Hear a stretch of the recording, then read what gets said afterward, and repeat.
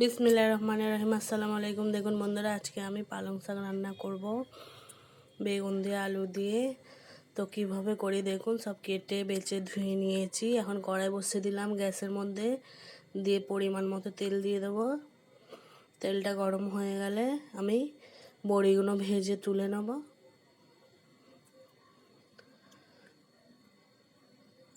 খুব বেশি ভাজার দরকার নেই, হালকা লাল হয়ে গেলেই, একটু ব্রাউন ব্রাউন হয়ে গেলে তুলে নেবেন। দেখবেন রাখার পরে বেশি লাল লাল হয়ে গেছে আরও।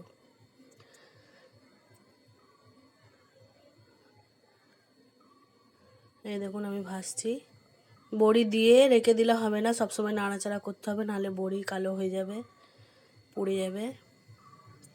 এখন আমি তুলে নেব, নিয়ে ওই তেলের মধ্যেই পেঁয়াজ দিয়ে দেবো। পেঁয়াজটা হালকা ব্রাউন কালার করে নেবো, নিয়ে একে একে মশলা দেবো। এখন আমি রসুন পেস্ট দিয়ে দিলাম, দিয়ে নুন দিলাম, একটু হলুদের গুঁড়ো দিলাম, সামান্য লঙ্কা গুঁড়ো, একটু ধনের গুঁড়ো, একটু জিরের গুঁড়ো দিয়ে ভালো করে কষে নেব পানি দিয়ে।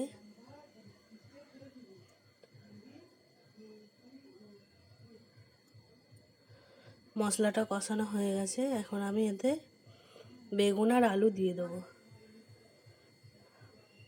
দিয়ে ভালো করে কষাবো। খালি বড়িটাই দেবো, একদম নিরামিষ, খেতে খুব সুস্বাদু হয়। এরকম করে বাইনে করে খেয়ে দেখবেন বন্ধুরা, গরম ভাত দিয়ে খুব ভালো লাগবে। এখন আমি একটু চাপা দিয়ে দেবো। এই দেখুন বেগুন থেকে কত পানি বের হয়েছে।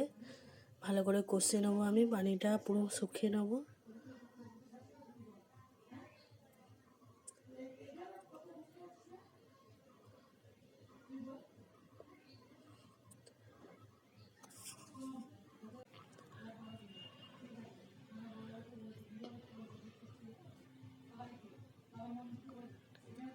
বন্ধুরা, আপনারা ভিডিও দেখছেন কিন্তু লাইক বা কমেন্ট করছেন না। প্লিজ লাইক কমেন্ট দেবেন, শেয়ার করবেন, সাবস্ক্রাইবও করবেন।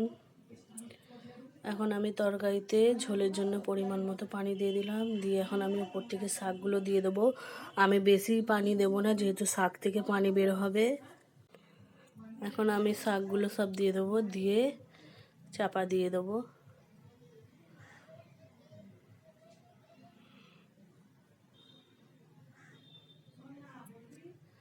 এই দেখুন, একবার খুলে দেখবো, দেখে একটু এদিক ওদিক করে দেবো।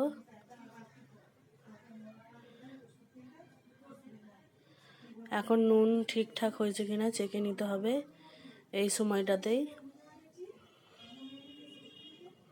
কেউ শুধু এরকম দ্বারা নামিয়ে নিতে পারেন, ঝোল ঝোল যারা খাবেন কোনো অসুবিধা নেই, আলু সিদ্ধ হয়ে গেলে নামিয়ে নিতে পারেন। এই দেখুন বড়িগুলো আমি একটু ছেঁচে নেব হামালদিস্তি দিয়ে।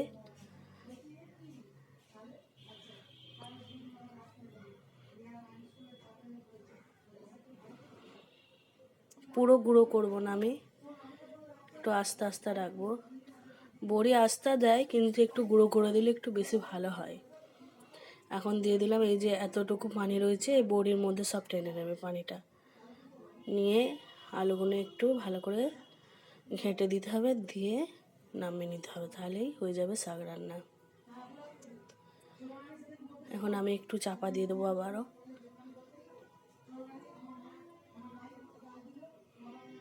এই দেখুন,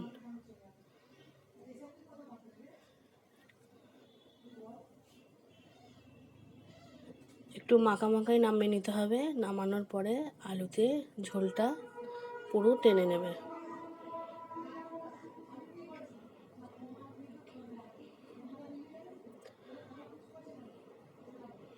তো বন্ধুরা, আপনাদের কাছে আমার অনুরোধ, ভিডিওটা লাইক সাবস্ক্রাইব শেয়ার করার জন্য, কমেন্ট করার জন্য। প্লিজ সবাইকে শেয়ার করুন। আপনাদের মাধ্যমে আমার ভিডিওগুলো সবাই তবে দেখতে পাবে। তো ভিডিওটা যদি ভালো লাগে লাইক করবেন, কমেন্ট করবেন, সাবস্ক্রাইব করবেন, শেয়ার করবেন। ও ফেসবুকে আমার এই নামেই চ্যানেল আছে, পেজ আছে, ফেসবুকে পেজ আছে, আপনারা দেখবেন, যে ফলো দেবেন।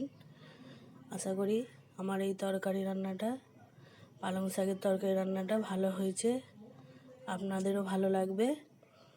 আমি ভাত দিয়ে খেয়েছি, খুব সুস্বাদু হয়েছে। এতে দুটো লাউ শাক দিলেও খুব সুন্দর হয়। বন্ধুরা, আমাদের বাড়িতে একটু সবাই আলু পছন্দ করে, তো আমি একটু শাকে বেশি দিয়েছি, এত আলু না দিলেও চলবে। এটা খুব সুন্দর খেতে হয়েছিল, খুব দারুণ হয়েছিল।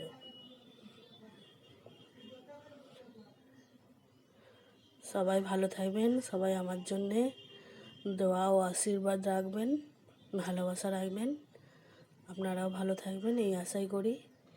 খোদা হাফেজ।